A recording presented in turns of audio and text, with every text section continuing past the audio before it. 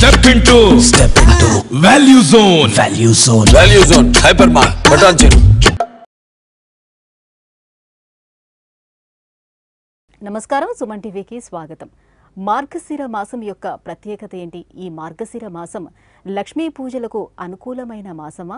గురువార వ్రతముల యొక్క ప్రత్యేకతలేంటి? ఈ అంశాలను తెలియజేసేందుకు మనతో పాటు ఉన్నారు ప్రముఖ ఆధ్యాత్మికవేత్త, జ్యోతిష్య నిపుణులు ఆకేళ్ల శ్రీలక్ష్మి గారు. అమ్మ నమస్కారం. నమస్తే అమ్మా. అమ్మాయి, ఈ మార్గశిర మాసం యొక్క ప్రత్యేకత ఏంటి? మార్గశిరం వచ్చిందనంటే మనకి గురువారాలు లక్ష్మీ పూజ ఆరాధన అనేది చేస్తూ ఉంటారు కదా.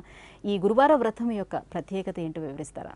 మార్గశిర మాసం అనేటప్పటికీ మనకి విష్ణు ఆరాధనకి మరియు లక్ష్మీ ఆరాధనకి కూడా చాలా విశేషంతో కూడుకున్నది అని చెప్తాం.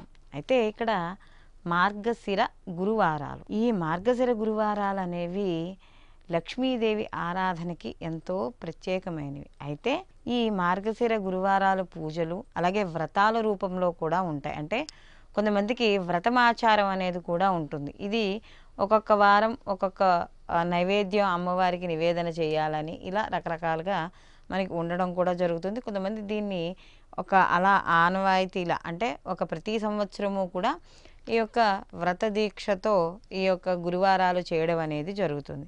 అయితే ఇక్కడ ఈ లక్ష్మీ వారాలు లేదా గురువారాలు ఏవైతే ఉన్నాయో వీటిని లక్ష్మీ కటాక్షం కోసం చేయడం అనేది జరుగుతుంది. దీనికి మనకి కొన్ని నియమాలు కూడా చెప్పారు. ఏమిటి?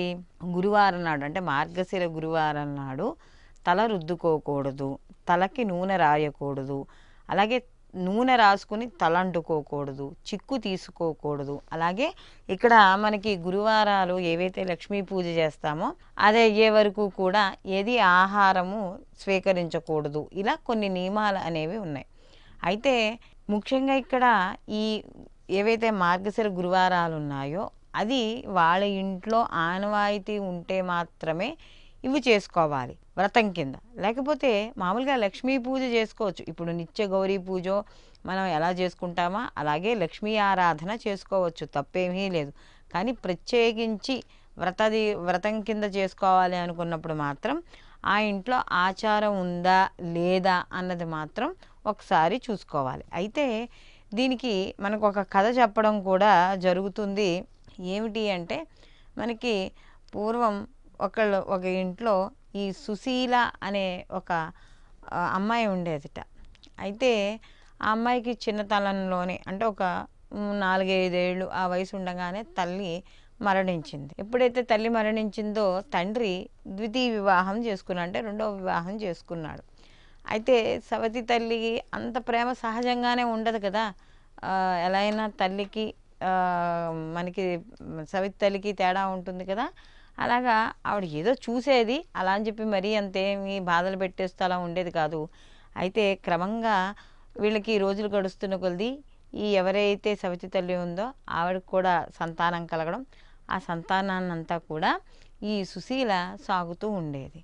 ఆవిడ ఏం చేసేది, ఈ పిల్లల్ని చూస్తూ ఉంటుంది కదా, ఏదో కాస్త తాయిలం ఇద్దాము అని చెప్పి ఏదో ఈ పిల్ల చేతిలో కాస్త తాయిలం పెట్టేది. ఆవిడ పనికి దానికి అడ్డు రారు పిల్లలు, కాస్త పిల్ల ఏదో చూసుకుంటుందిలే, ఆవిడకి ప్రాణం హాయిగా ఉంటుంది అని చెప్పి ఆవిడ ఏం చేసేది, ఓ బెల్లం ముక్కో పటికి బెల్లం ముక్కో లేకపోతే ఏదో ఒకటి తాయిలం పెడుతూ ఉండేది. అలాగా ఈవిడ రోజు ఓ బెల్లం ముక్క పెట్టడం, ఆ పిల్లల్ని సాగుతూ ఉండడం. ఈ పిల్ల ఏం చేసేది, ఈమె తింటూ చిన్న ముక్క అంతా కూడా అమ్మాయికి పెడుతూ ఉండేది.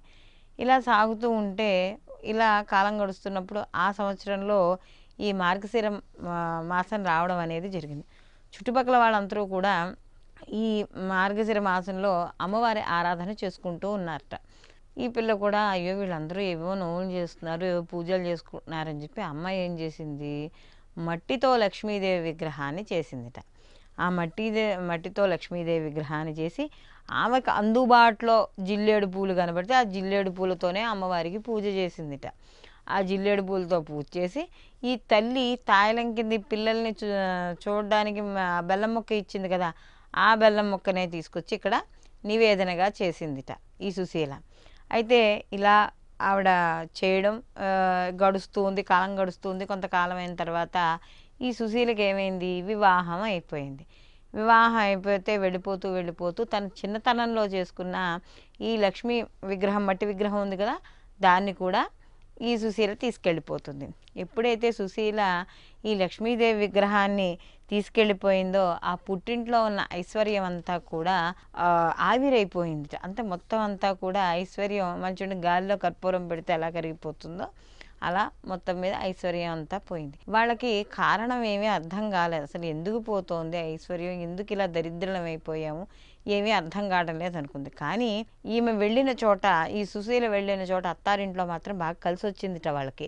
ఇంచక వాళ్ళు మంచి మంచి పెద్ద పెద్ద ఇళ్ళు కొనుక్కోవడం, పొలాలు కొనుక్కోవడం, ఇలాంటివి మొత్తం వాళ్ళు చాలా ఆస్తులు కూడగొట్టుకోవడం, ఇలా అంతా జరిగింది. వాళ్ళు కూడా, అత్తారు కూడా చాలా సంతోషించారు. అబ్బాయి సుశీల మన ఇంట్లో అడుగుపెట్టిన వేళ విశేషం, మనకి బాగా ఆస్తిపాస్తులు కలిసి వచ్చాయి, లక్ష్మీ కటాక్షం బాగా కలిగింది అని చెప్పి అక్కడ వాళ్ళ అత్తమామలు, భర్త వాళ్ళందరూ కూడా అనుకున్నారు. కారణం, ఈమె పుట్టింటి నుంచి చిన్నప్పుడు చేసుకున్న లక్ష్మీదేవి ఉంది కదా, ఆ లక్ష్మీదేవి యొక్క ఆరాధనని అత్తవారింటికి వెళ్ళినా కూడా ఆమె ఎక్కడ ఆపకుండా ఇంకా చేసుకుంటూనే ఉంది, ఇంకా వైభవంగా చేసుకుంటూ ఉంది. ఎందుకంటే పుట్టింట్లో ఉన్నప్పుడు సవితల్లి ఇచ్చిన బెల్లం ముక్కనే నైవేద్యం పెట్టింది. కానీ ఇక్కడ అత్తారింటికి వచ్చేటప్పటికి ఆమెకు ఐశ్వర్యం పెరిగింది, హోదా పెరిగింది, అన్నీ పెరిగాయి. కాబట్టి పంచపక్ష పరమాణాలతో వడ్డించి ఆమెకి లక్ష్మీదేవిని ఇంకా ఎక్కువగా ఆరాధన చేయడం మొదలుపెట్టింది. వాళ్ళకి ఈవిడ ఆరాధన చేస్తున్న కొలది కూడా అత్తారింట్లో అలా ఐశ్వర్యం పెరుగుతూ ఉందిట. అయితే ఇలా అయిన తర్వాత ఒకసారి ఏమైంది, వీళ్ళు బాగా డబ్బు లేకుండా పోయారు కదా, ఏం చెయ్యాలి అని అనుకుని, సరే ఒక పని చెయ్యి, అక్క దగ్గరికి వెళ్ళి నువ్వు కాస్త ఎంతో కొంత డబ్బు సహాయం అడుగు అని చెప్పి తల్లి ఈ యొక్క కొడుకుని పంపిస్తుంది. ఆ కొడుకు వెళ్ళి, అక్క మన పరిస్థితి ఏం బాగాలేదు, చాలా కటికిన దరిద్రంలో ఉన్నాము, ఏం చేయాలో అర్థం కావడం లేదంటే, సరే ఉండరా అని చెప్పి ఒక మనకి వెదురు కర్ర ఉంటుంది కదా, ఆ కర్ర గొట్టంలా ఉంటుంది కదా, అందులో వరహాలు పోసి నింపి ఇచ్చి ఈ కర్రను తీసుకెళ్ళు నాన్నకి ఇయ్యి అని చెప్తుంట. వీడేం చేస్తాడట, ఆ కర్రని ఇచ్చుకుని వెళ్తూ దారిలో ఏదో పిల్లలతో ఆడుతూనే ఇచ్చోపిచ్చిగా ఆ కర్రను పక్కన పెట్టేసి మర్చిపోయి వెళ్ళిపోతాడు. ఒరే ఏమిచ్చిందిరా అంటే, అక్క కర్ర ఇచ్చిందమ్మా, కానీ అది ఎక్కడో పెట్టేశాను, ఏదో వెళ్ళిపోయాయి అని చెప్పి మర్చిపోయానని చెప్పి చెప్తాట. అయ్యో ఇదేమిట్రా అనుకుని, సరే కొన్నాళ్ళు పోయిన తర్వాత మళ్ళీ పంపించిందిట. అక్క నువ్వు అప్పుడు ఇచ్చిన కర్ర ఇలా ఎక్కడికో పోయింది, నాకు ఏం చేయాలో అర్థం కావట్లేదు, మన పరిస్థితి ఇంకా బాగాలేదు అని చెప్పి తమ్ముడు చెప్తాట. అయితే సరే ఒక పని చెయ్యి ఈసారి అని చెప్పి చెప్పులు కొత్తవి కొని ఆ చెప్పుల యొక్క పై తోలు తీసి ఆ చెప్పుల మధ్యలో ఈ వజ్రాలు అలాంటివన్నీ పెట్టి మళ్ళీ చెప్పును కొట్టి ఒక గుడ్డలో చుట్టి తమ్ముడికి ఇచ్చి ఇది నాన్నకి ఇయ్యి అని చెప్పి చెప్తుందిట. సరే కదా, ఈ నాన్నకి ఇమ్మంటే సరే వీడేం చేశాడు, మళ్ళీ తమ్ముడు అక్కడెక్కడో గట్టు మీద ఎక్కడో పెట్టాడు, ఎక్కడ మంచినీళ్ళు తాగుదామని చెరువు గడ్డు దగ్గరికి వెళ్ళాడు. ఈ లోపల మూటనెవరో ఎత్తుకుపోయారు, అది పోయి మళ్ళీ ఇంటికి వెళతాడు, అక్క ఇచ్చిందని చెప్తాడు. ఇప్పుడు డబ్బులు చేతికి రాలేదు, వాళ్ళ దరిద్రము పోలేదు. అయితే తల్లికి అనుమానం వస్తుంది, ఏమిటి ఇన్ని జరుగుతున్నాయి అని. సరే మూడోసారి పంపిస్తుంది. సరే ఈసారి కూడా వెళ్ళంటే, అక్క ఇలా చెప్పులు ఎక్కడో పెట్టాను, ఎవరో ఎత్తుపోయారు. సరే ఇదంతా వద్దని చెప్పి ఆవిడ ఏం చేస్తుందో గుమ్మడికాయ తీసుకుని గుమ్మడికాయ పైన ముచ్చుకుని కోసి శుభ్రంగా లోపల గుజ్జంతా తీసేసి ఆవిడ అందులో ఈ యొక్క కాసులు అవన్నీ కూడా వజ్రాలు నాణాలు ఇవన్నీ కూడా పెట్టి దాన్ని నిండా పెట్టించి జాగ్రత్తగా తీసుకెళ్ళు అమ్మకి ఈసారి అని చెప్పి అంటాడు. వాడేం చేస్తాడు, మళ్ళీ అది పక్కన పెట్టి సంధ్యావందనం చేసుకోవడానికి వెళ్తాడు.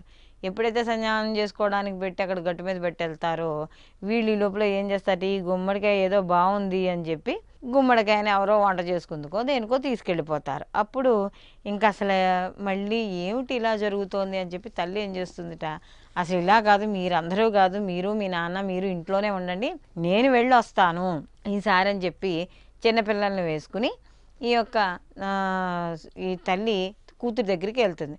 వెళ్ళి అమ్మ ఏమిటో అమ్మ దరిద్రం తెలీదు, ఎందుకు ఇలా అయిపోతుందో అర్థం కావడం లేదు, ఏం చేయాలో అర్థం కావడం లేదు, నువ్వు ఇచ్చావు కానీ అన్నీ ఇలా మనకు అక్కడికి రాలేదు అని అంటుంది. అప్పుడు ఈ యొక్క సుశీల ఆలోచించి, అమ్మ ఇది కాదు, నీ చేత మార్గశిర లక్షవారాలు పూజ చేస్తాను కాబట్టి నువ్వు ఈ ఒక్కరోజు మాత్రం పూజ అయ్యే వరకు ఏమీ తినవాకు అని చెప్పి చెప్తుందిట. సరే కూతురు చెప్పింది సరే అనుకుంది. మొదటి వారం తన పిల్లలకి తన కూతురు పిల్లలకి కూర్చోబెట్టి చద్దన్నం పెడుతుందిట. ఆ చద్దన్నం కలిపినప్పుడు ఏదో కాసేపు తావకాయ తొక్కు పచ్చడో ఏదో కలిపింది, మొత్తానికి పప్పు కూర కలిపిందో ఏం కలిపిందో కలిపింది. ఆ కలిపిన తర్వాత శుభ్రంగాను అన్నం కలిపేసిన తర్వాత ఉప్పు కారం సరిపోయో లేదని వాళ్ళకి కాస్త రుచి చూపించి ఈవిడ కూడా కాస్త నోట్లో వేసుకుందిట. వేసుకునేటప్పటికి ఇంకేముంది, వ్రత దీక్ష పోయింది. అయ్యో అమ్మ నేను మర్చిపోయి వేసుకున్నానే అని. సరే అయితే పోనీ వదిలేయి, రెండో వారం చేసుకుందాంలే అనుకుంది. రెండో వారం ఏం చేసింది, పిల్లలకి జల్లు వేస్తూ ఆ తలకి నూనె రాస్తూ ఆ నూనె తీసుకొచ్చి మిగిలిన నూనె ఎక్కువైపోయిందని తన తలకి రాసేసుకుంది. మరి గురువారం నాడు మనం మొదట చెప్పుకున్న నియమాల్లో తనకి నూనె రాసుకోకూడదు, తల అంటుకోకూడదు కదా. రెండో వారం కూడా పోయింది. ఇంకా మూడో వారం కూడా ఏదో ఆవిడ తినేయడం అనేది జరిగింది. అప్పుడు అయ్యో ఏమిటి తినకూడదని చెప్పాం కదా అనుకున్నా. సరే నాలుగో వారం ఇంకా ఇలా కాదు, నిన్ను గోతి తీసి కప్పెడతాను, గోతి తీసి అందులో గోతిలో కూర్చోబెడతాను, నేను చెప్పే వరకు గోతిలోంచి బయటికి రాకు అంటుంది. సరే ఈ గోయి తీస్తుంది, తల్లిని అందులో గోతిలో కూర్చోబెడుతుంది.